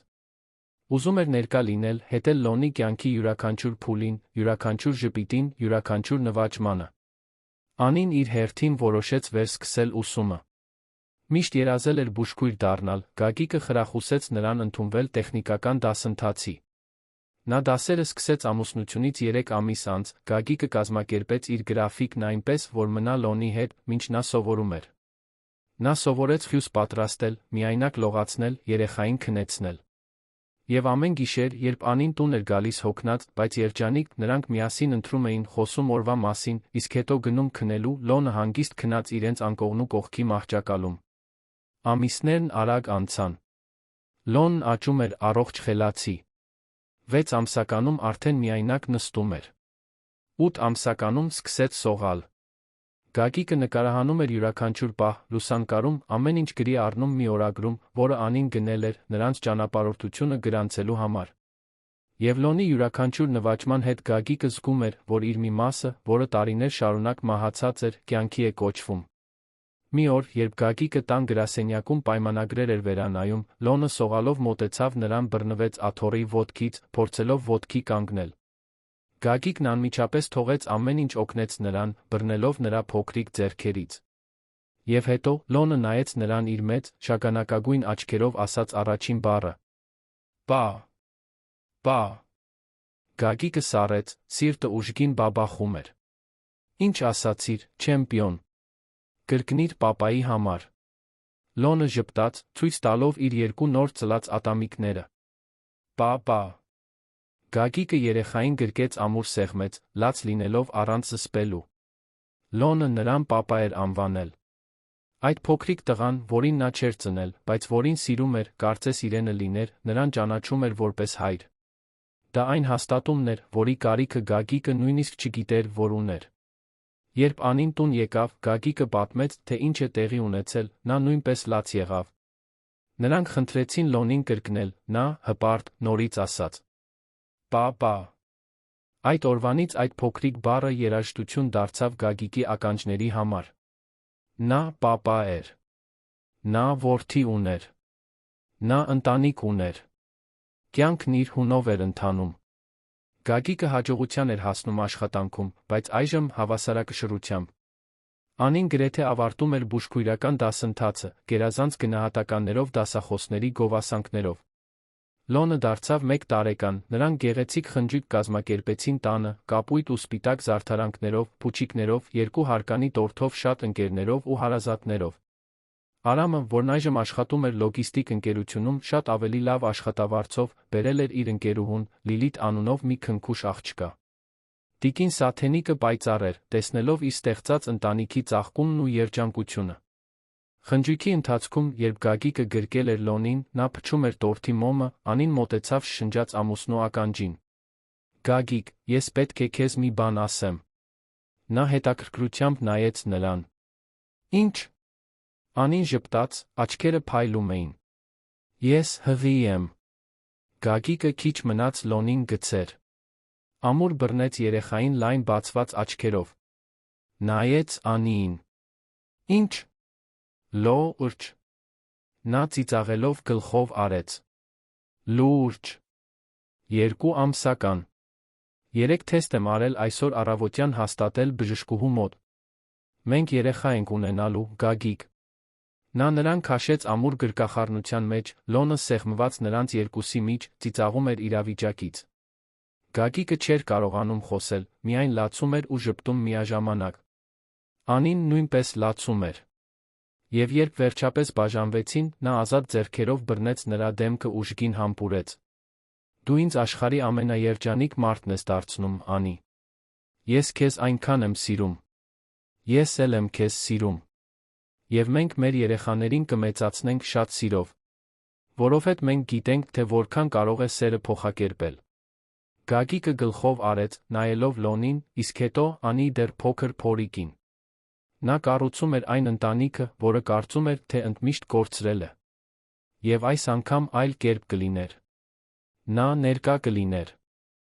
Նա կպաշտպաներ։ Նա կսիրեր առանց վախի։ Հաջորդ ամիսները նախապատրաստության սպասման ամիսներ էին։ Անին, այժմ արդեն դիպլոմավորված կես-դրույքով աշխատելով տարածաշրջանի համայնքային հիվանդանոցում, նախածննդյան հսկողությունն անցնում էր նույն բժշկուհու մոտ, որը խնամել էր նրան Լոնի հղիության ընթացքում։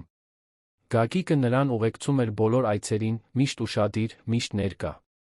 Պարզեցին, որ աղջիկ է լինելու, ուրախությունն աննկարագրելի էր։ Նրանք որոշեցին նրան անվանել Սոֆիա։ Սոֆիա Հեղինե Սարգսյան։ Երկրորդ անունը Գագիկի առաջին կնոջ պատվին էր, մի բան, որը Անին առաջարկեց մի զգայունությամբ, որը նրան էլ ավելի սիրահարեցրեց իրեն։ Նա քո կյանքի մի մասն է եղել, Գագիկ։ Եվ սերը, որ դու զգացել ես նրա հանդեպ, չի նվազեցնում սերը, որ դու զգում ես իմ հանդեպ։ Ես ուզում եմ հարգել նրա հիշատակը։ Ես ուզում եմ, որ մեր դուստրը կրի այդ անունը։ Գագիկը հուզված գրկեց նրան։ Անին հազվագյուտ կին էր, մաքուր առատաձեռն սրտով։ Նա բառեր չուներ արտահայտելու, թե որքան էր սիրում նրան։ Լոնը, այժմ 1.5 տարեկան, սկսում էր հասկանալ, որ քույրիկ է ունենալու։ Գագիկն ու Անին խոսում էին նրա հետ, ցույց տալիս երեխաների լուսանկարներ, պատրաստում Սոֆիայի սենյակը։ Լոնը հետաքրքրվում էր, դիպչում մոր փորին իր ձով ասում, բալիկ։ Դա հիասքանչ էր։ Անի հղիությունն անցավ առանց բարդությունների։ Նա առողջ էր, հանգիստ, Գագիկը հետում էր, որ նա ծանրություն չբարձրացնի, ջանք չգործադրի, հանգստանա, երբ անհրաժեշտ է։ Տիկին Սաթենիկը շարունակում էր անհավանական աջակցություն լինել, օգնելով Լոնի տնային գործերի հարցում։ Արամը, այժմ նշանված Լիլիթի հետ, հաճախ էր այցելում, նվերներ բերելով Զարմիկի սպասվող զարմուհու համար։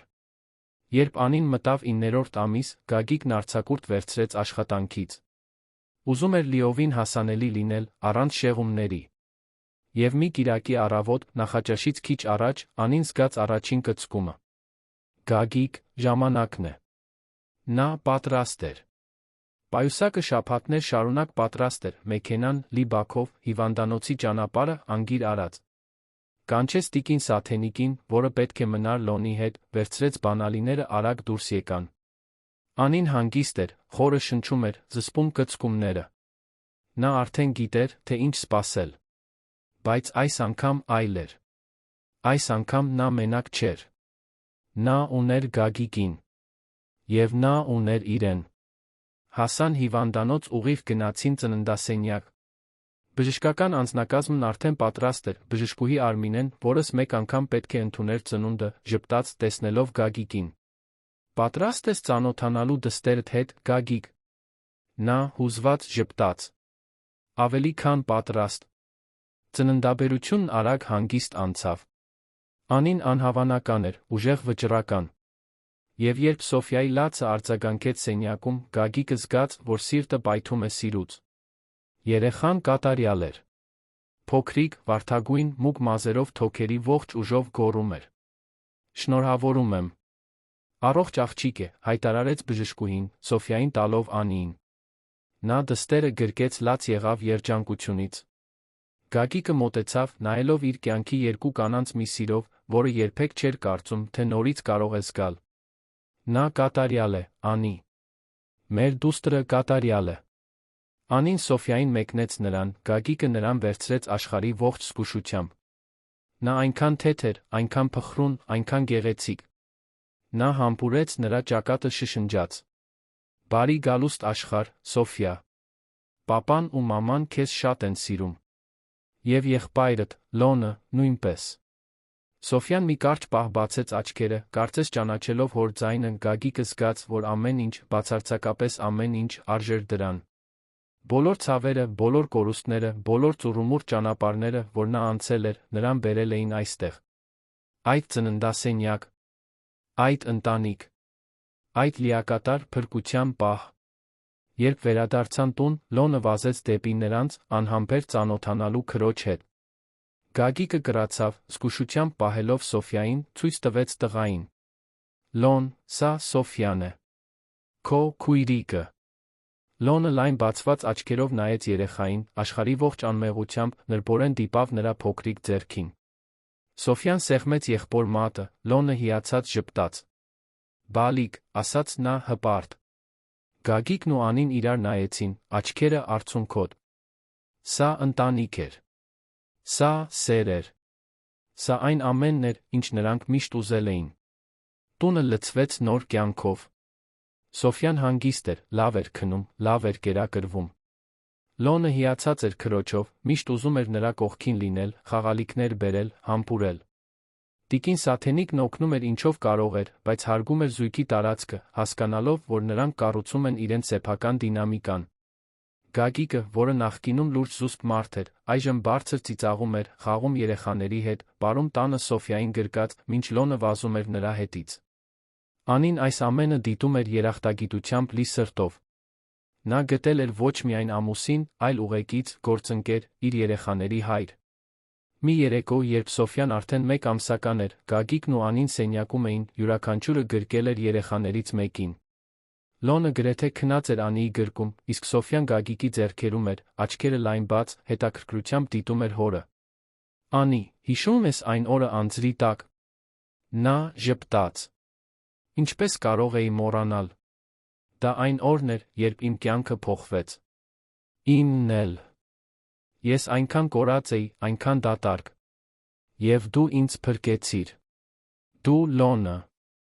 Իսկ հիմա, Սոֆյան։ Դուք ինձ կյանքը վերադարձրիք։ Անին ձեռքը մեկնեց դիպավ նրա դեմքին։ Մենք իրար փրկեցինք, Գագիկ։ Որովհետ ես էլ էի կորած։ Եվ դու ինձ ցույց տվեցիր, թե ինչ է նշանակում իսկապես սիրված լինել։ Նրանք մնացին այնտեղ, լռության մեջ, պարզապես վայելելով այդ պահը։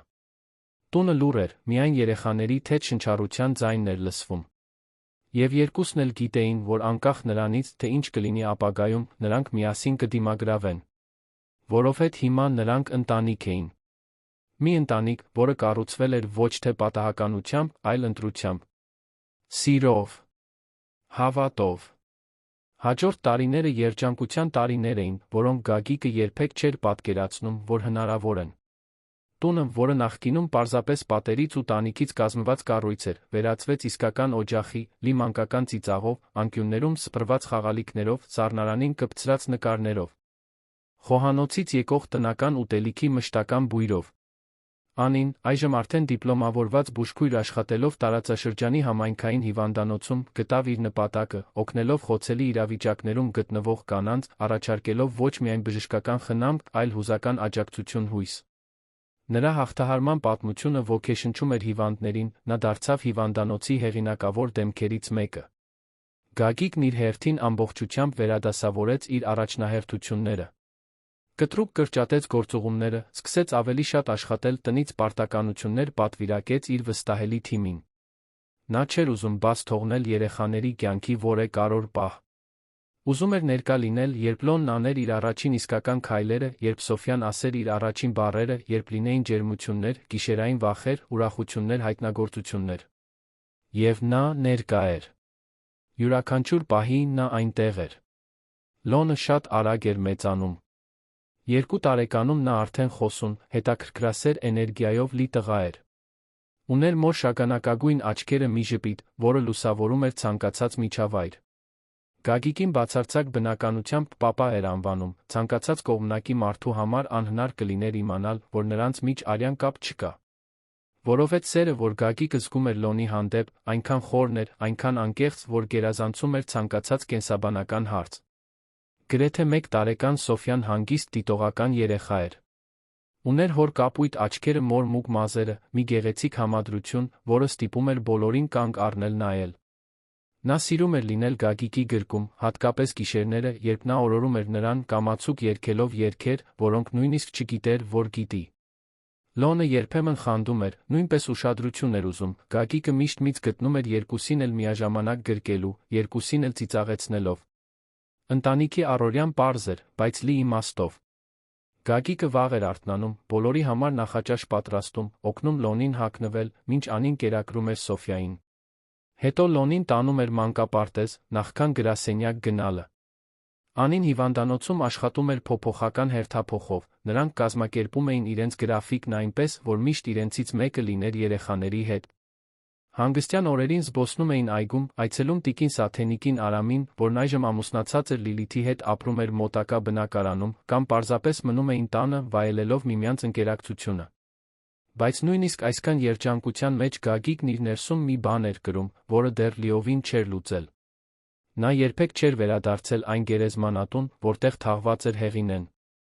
Այն օրվանից, երբ նրան հուղարկավորել էին, Գագիկը չէր կարողացել վերադառնալ։ Կարծես, խուսափելով այդ վայրից, նա կարող էր խուսափել ցավից։ Բայց հիմա, վերակառուցված կյանքով, նոր ընտանիքով, որին նա խորապես սիրում էր, Գագիկը զգում էր, որ պետք է հաշտվի անցյալի հետ։ Պետք է մեկընդմիշտ փակի այդ շրջանը։ Մի շաբաթ երեկոյան, երբ Անին երեխաներին տարել էր մորը այցելելու, Գագիկը նստեց մեքենան վարեց դեպի Թոխմախի գերեզմանատուն, որտեղ թաղված էր Հեղինեն։ 4 տարի էր անցել այն օրվանից, երբ նա վերջին անգամ այնտեղ էր եղել, հուղարկավորության օրը։ 4 տարի, որոնք հավերժություն էին թվում։ Նա կայանեց, խորը շունչ քաշեց, դանդաղ քայլեց քարե արահետներով, անցնելով հին ու նոր գերեզմանների կողքով, մինչ գտավ այն վայրը, որը փնտրում էր։ Տապանակարը պարզ էր, վրան Հեղինեի անունը, ծննդյան ու մահվան ամսաթվերը։ Գագիկը կանգնեց այնտեղ, ձեռքերը գրպաններում, փորձելով գտնել ճիշտ բառերը։ Բար, Հեղինե։ Վաղուց է, ինչ այստեղ չեմ եկել։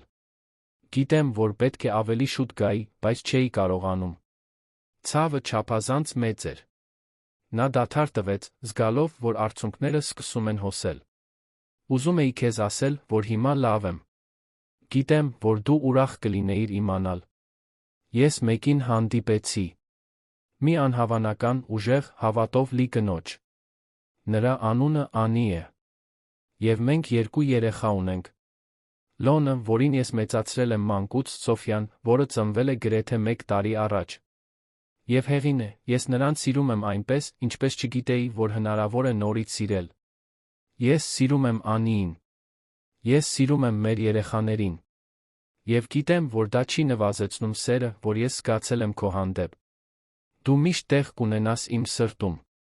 Դու ինձ սովորեցրիր սիրել։ Եվ ես քեզ հավերժ կկրեմ ինձ հետ։ Գագիկը ծնկի իջավ տապանակարի առջ, ձեռքերով դիպչելով սառը քարին։ Բայց ես պետք է գայի այստեղ, քեզ ասելու, որ ես ներում եմ։ Ներում եմ կյանքին, որ քեզ այդքան շուտ տարավ։ Ներում եմ ինքս ինձ, որ չկարողացա քեզ փրկել։ Եվ ուզում եմ, որ դու իմանաս, որ ես հոգ կտանեմ մեր հիշատակի մասին, բայց նա կապրեմ։ Կապրեմ լիարժեք, սիրով, երախտագիտությամբ, հավատով։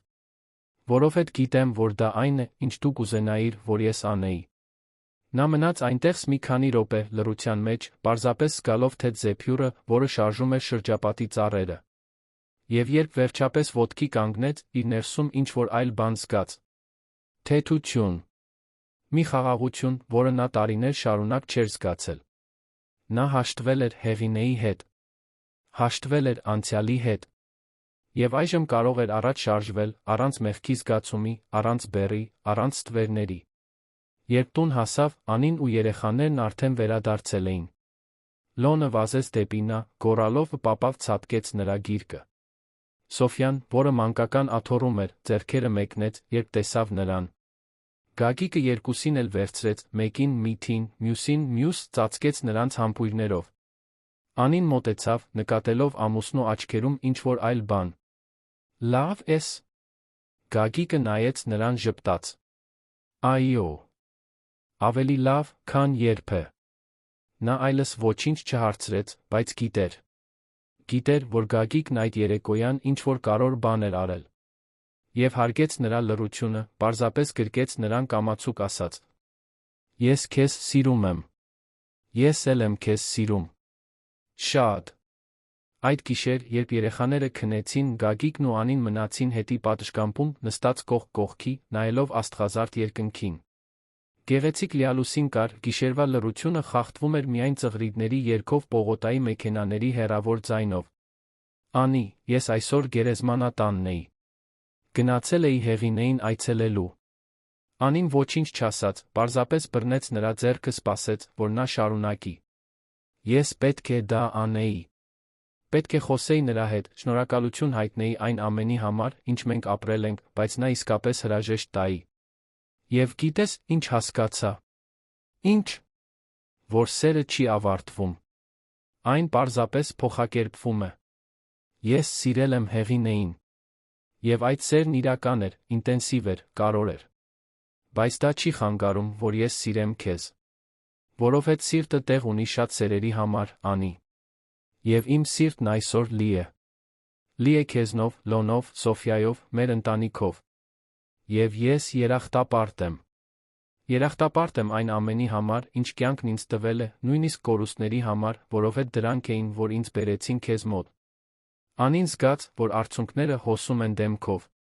Գագիկ, դու ամենաանհավանական տղամարդն ես, որին երբեք ճանաչել եմ։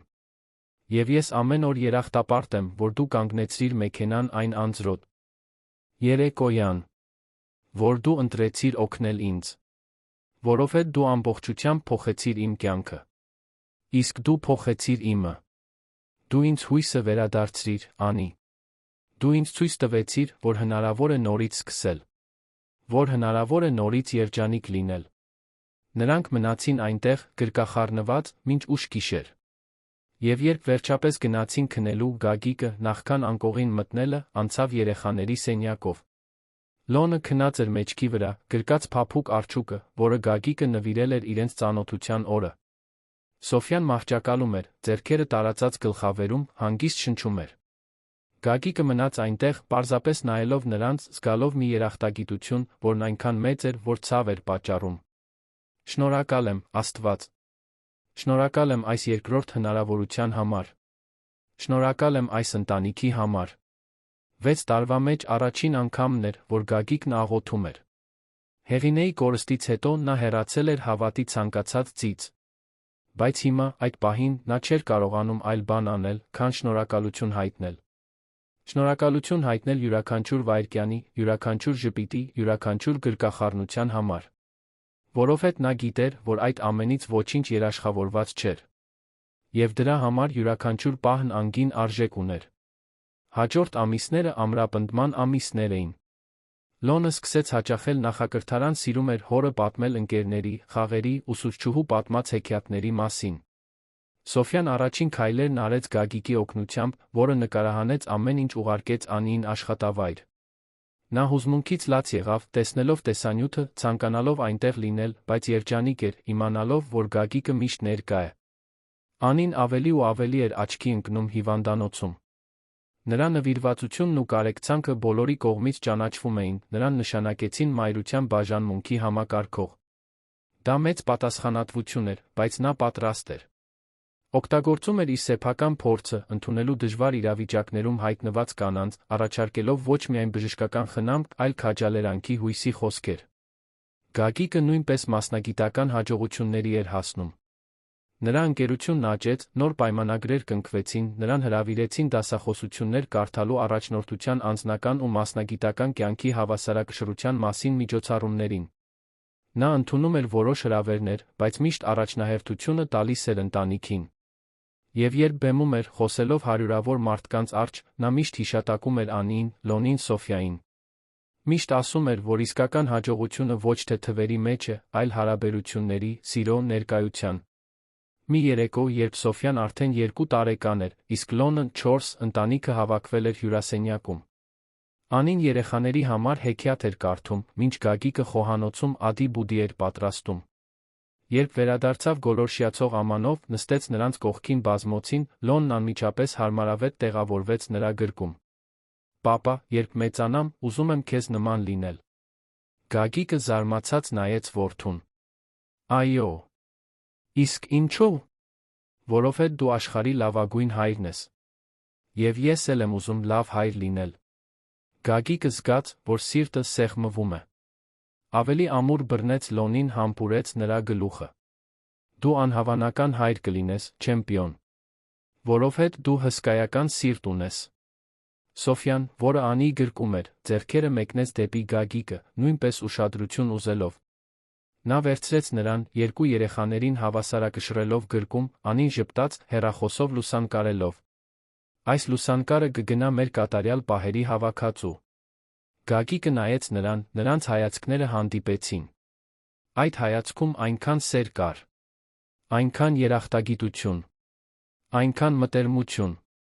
Նրանք միասին մի գեղեցիկ բան էին կառուցել։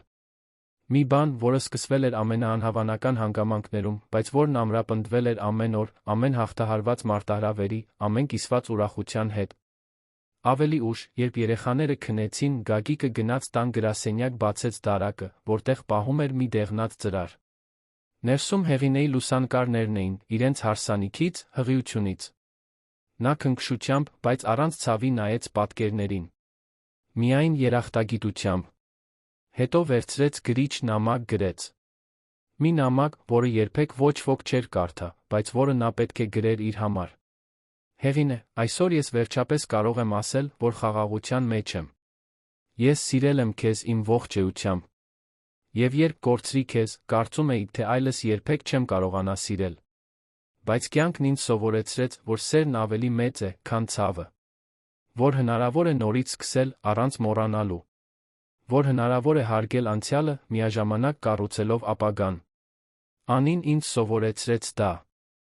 Լոնն ու Սոֆյան ինձ սովորեցրին դա։ Եվ գիտեմ, որ դու ուրախ կլինեիր ինձ համար։ Գիտեմ, որ դու կհավանեիր այս ընտանիքը, որը ես կառուցել եմ։ Որովհետև դու միշտ ուզել ես, որ ես երջանիկ լինեմ։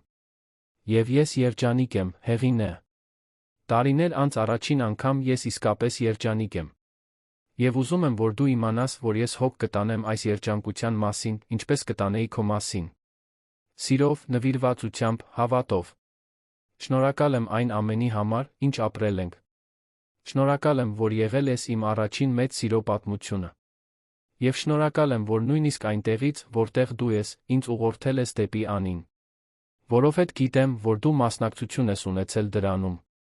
Գիտեմ, որ դու ինձ մենակ չես թողել։ Եվ դրա համար ես հավերժ երախտապարտ եմ։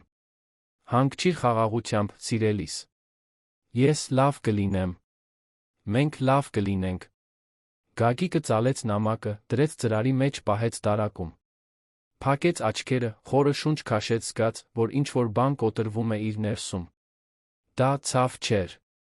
Դա ազատագրում էր։ Ընդունում։ Խաղաղություն։ Երբ վերադարձավ սենյակ, Անին արդեն պառկած էր, գիրք էր կարդում։ Նա նայեց նրան, ինչ-որ այլ բան նկատեց։ Դու նրան գրեցիր, չէ՞։ Գագիկը գլխով արեց, պառկելով նրա կողքին։ Գրեցի։ Եվ կարծում եմ, որ վերջապես կարողացա իսկապես հրաժեշտ տալ։ Անին գիրքը մի կողմ դրեց, շրջվեց դեպի նա, ձեռքերով բռնելով նրա դեմքը։ Ես սիրում եմ քեզ, Գագիկ։ Եվ սիրում եմ, որ դու հարգեցիր Հեղինեի հիշատակը։ Դա քեզ էլ ավելի յուրահատուկ է դարձնում։ Նա համբուրեց նրա ձեռքերը։ Ես էլ եմ քեզ սիրում, Անի։ Ավելի շատ, քան բառերը կարող են արտահայտել։ Նրանք գրկախառնվեցին, այդ գիշեր հանգիստ քնեցին, իմանալով, որ ունեն միմյանց, որ ունեն իրենց երեխաներին, որ ունեն սիրո, հարգանքի, հավատի ամուր հիմքերի վրա կառուցված ընտանիք։ Տարիները շարունակում էին անցնել։ Լոնն ընդունվեց տարրական դպրոց, խելացի կարեկից տղա, որը միշտ օգնում էր դասընկերներին, գովասանքի արժանանում ուսուցիչների կողմից։ Սոֆյան սկսեց հաճախել նախակրթարան, խոսում բնավորությամբ լի աղջիկ, որը սիրում էր պարել, երգել։ Գագիկն ու Անին միասին էին ծերանում, դեմքերին մի քանի կնճիռ ավելացած, մազերում մի քանի սպիտակ մազ, բայց սերն էլ ավելի ուժեղացած։ Տիկին Սաթենիկը, այժմ 70 տարեկան, շարունակում էր լինել ընտանիքի հենասյունը։ Արամն ու Լիլիթը որդի ունեցան, Տիգրանը, որը դարձավ Լոնի Սոֆյայի մտերիմ ընկերը։ Ընտանիքները հաճախ էին հավաքվում կիրակնօրյա ճաշերին, ծննդյան խնջույքներին, տոներին։ Եվ բոլոր այդ առիթներով Գագիկը շուրջն էր նայում մտածում, թե ինչպես է հասել այստեղ։ Ինչպես էր տարիներ առաջվա այն դատարկ ու հուսահատ մարդը վերածվել այս կայացած հոր ու ամուսնու։ Մի երեկո, երբ Լոնն արդեն 7 տարեկան էր, իսկ Սոֆյան 5, Գագիկը բակում էր, դիտելով աստղերը։ Անին մոտեցավ, բերելով 2 բաժակ թեյ, նստեց նրա կողքին։ Ինչի՞ մասին ես մտածում։ Գագիկը ժպտաց։ Մտածում եմ, թե որքան անկանխատեսելի է կյանքը։ Ինչպես կարող է մեկ պահը փոխել ամեն ինչ։ Եթե ես այն անձրոտ օրը այլ ճանապարհով չգնայի, եթե քեզ փողոցում չտեսնեի, եթե մեքենան չկանգնեցնեի, այս ամենից ոչինչ տեղի չէր ունենա։ Անին բռնեց նրա ձեռքը։ Բայց դու կանգնեցիր։ Դու ընտրեցիր օգնել։ Դու ընտրեցիր սիրել։ Եվ դա ամեն ինչ փոխեց։ Գագիկը գլխով արեց։ Եվ ես նորից կընտրեի։ 1000 անգամ նորից կընտրեի։ Նրանք մնացին այնտեղ, լռության մեջ, պարզապես վայելելով միմյանց ընկերակցությունը։ Եվ Գագիկը մտածեց իր կայացրած բոլոր ընտրությունների մասին։ Ինչպես ցավը նրան տարավ դեպի կարեկցանք։ Ինչպես կորուստը նրան տարավ դեպի հանդիպում։ Ինչպես մահը նրան տարավ դեպի կյանք։ Եվ նա վերջապես հասկացավ, որ կյանքում ոչինչ պատահական չի լինում։ Որ յուրաքանչյուր ցավ նպատակ ունի։ Որ յուրաքանչյուր արցունք ջրում է այն հողը, որտեղից պետք է ծլի ուրախությունը։ Մի կիրակի առավոտ Գագիկը վաղ արթնացավ, գնաց երեխաների սենյակ։ Լոնն ու Սոֆյան դեռ քնած էին, փաթաթված ծածկոցներով, իրենց փափուկ խաղալիքներով։ Նա մնաց այնտեղ, պարզապես դիտելով, զգալով մի երախտագիտություն, որն այնքան խորն էր, որ ցավոտ էր։ Այդ 2 փոքրիկ արարածները նրա աշխարհն էին։ Նրա նպատակը։ Նրա գոյության պատճառը։ Անին հայտնվեց դռան մոտ, դեռ գիշերանոցով, մոտեցավ նրան։ Նրանք այնքան արագ են մեծանում, շշնջաց նա։ Այո։ Եվ ես ոչ մի պահ չեմ ուզում բաց թողնել։ Չես բաց թողնի։ Որովհետև դու ներկա ես։ Եվ դա է, որ կարևոր է։ Գագիկը շրջվեց դեպի նա, քաշեց նրան գրկախառնության մեջ։ Շնորհակալ եմ, Անի։ Շնորհակալ եմ, որ ինձ այս ընտանիքը տվեցիր։ Շնորհակալ եմ, որ հավատացիր ինձ, երբ ես ինքս ինձ չէի հավատում։ Նա ժպտաց, աչքերը արցունքոտ։ Մենք իրար փրկեցինք, Գագիկ։ Եվ մենք կշարունակենք փրկել իրար ամեն օր։ Որովհետև սերն այդպես է անում։ Այն փրկում է։ Այն բուժում է։ Այն փոխակերպում է։ Նրանք վերադարձան սենյակ, նորից պառկեցին, ձեռք ձեռքի տված, լսելով կողքի սենյակում արթնացող երեխաների ձայնը։ Ծիծաղի ձայներ էին, կամացուկ խոսակցություններ, միջանցքով վազող բոբիկ ոտքերի ձայնը։ Եվ հետո 2 երեխաները ներխուժեցին սենյակ, ցատկելով ծնողների անկողնու վրա, գոռալով բարի լույս աշխարհի ողջ էներգիայով։ Գագիկը Սոֆյային գրկեց, խուտուտ տալով նրան, մինչ Լոնը ծիծաղելով ցատկում էր անկողնու վրա։ Անին փորձում էր հանգստացնել երկուսին, բայց վերջում ինքն էլ էր ծիծաղում։ Եվ այդ հաճելի քաոսի, ծիրով լի այդ խառնաշփոթի մեջ Գագիկը բացարձակ վստահություն ունեցավ, որ գտել է իր տեղն աշխարհում։ Որ գտել է իր իսկական ընտանիքը։ Որ վերջապես գտել է խաղաղություն։ Ավելի ուշ, նախաճաշից հետո, երբ երեխաները բակում խաղում էին, իսկ Անին սպասքն էր լվանում, Գագիկը գնաց պատշգամբ մնաց այնտեղ, պարզապես դիտելով։ Լոնը Սոֆյային սովորեցնում էր հեծանիվ քշել, ավագ եղբոր ողջ համբերությամբ։ Անին աշխատելիս երգ էր մրմնջում, երջանիկ ու հանգիստ։ Արը փայլում էր կապույտ երկնքում, թռչունները երգում էին ծառերի վրա, կյանքը բաբախում էր ամեն անկյունում։ Եվ Գագիկը, որն այդքան երկար ապրել էր ստվերներում, այժմ ընկղմված էր լույսի մեջ։ Եվ նա շնորհակալություն հայտնեց։ Շնորհակալություն հայտնեց յուրաքանչյուր ցավի համար, որը նրան բերել էր այստեղ։ Շնորհակալություն հայտնեց յուրաքանչյուր արցունքի համար, որը ջրել էր նրա վերակառուցման հողը։ Շնորհակալություն հայտնեց Անիի, Լոնի, Սոֆյայի, Տիկին Սաթենիկի, Արամի ողջ ընտանիքի համար, որը նրան ընդունել սովորեցրել էր, թե ինչ է նշանակում իսկապես սիրել։ Կյանքը կատարյալ չէր։ Եղել էին դժվար պահեր, վճարելու հաշիվներ, անքուն գիշերներ, անհանգստություններ երեխաների համար, մարտահրավերներ աշխատանքում։ Բայց այդ ամենը նշանակություն չուներ։ Որովհետև օրվա վերջում, երբ նա գլուխը դնում էր բարձին Անիի կողքին, երեխաները քնած կողքի սենյակում, Գագիկը գիտեր, որ ունի այն ամենը, ինչ անհրաժեշտ է։ Ուներ սեր, ուներ ընտանիք, ուներ նպատակ, ուներ կյանք։ Եվ այսպես, այն մարդը, որը մի օր կորած էր, դատարկ անհույս, գտավ իր փրկությունը։ Ոչ թե մեծ սխրանքների կամ նյութական նվաճումների միջոցով, այլ կարեկցանքի պարզ քայլի շնորհիվ։ Անձրոտ երեկոյան մեքենան կանգնեցնելու, ձեռք մեկնելու մեկին, ով կարիք ուներ։ Ընտրելու սիրել, նույնիսկ երբ կարծում էր, որ այլս ունակ չէ։ Անցյալի սպիները չէին անհետացել։ Դրանք դեռ այնտեղ էին, դաջված Գագիկի հոգում։ Բայց դրանք այլս բաց վերքեր չէին։ Դրանք հիշողություններ էին։ Դասեր էին։ Այն ճանապարհորդության մի մասն էին, որը նրան վերածել էր այն մարդու, որն այսօր էր։ Եվ նա դրանք կրում էր արժանապատվությամբ, իմանալով, որ դրանք էին, որ նրան պատրաստել էին իսկապես սիրելու, իսկապես հայր լինելու, իսկապես ապրելու։ Եվ երբ Գագիկը գիշերը փակում էր աչքերը, նա այլս մթություն չէր տեսնում։ Տեսնում էր ժպտացող դեմքեր։ Տեսնում էր ամուր գրկախառնություններ։ Տեսնում էր ապագա։ Տեսնում էր հույս։ Որովհետև կյանքը իր ողջ անկանխատեսելիությամբ խորհուրդներով նրան երկրորդ հնարավորություն էր տվել։ Եվ նա այն չէր վատնելու։ Նա կապրեր յուրաքանչյուր օրը երախտագիտությամբ, սիրով, հավատով։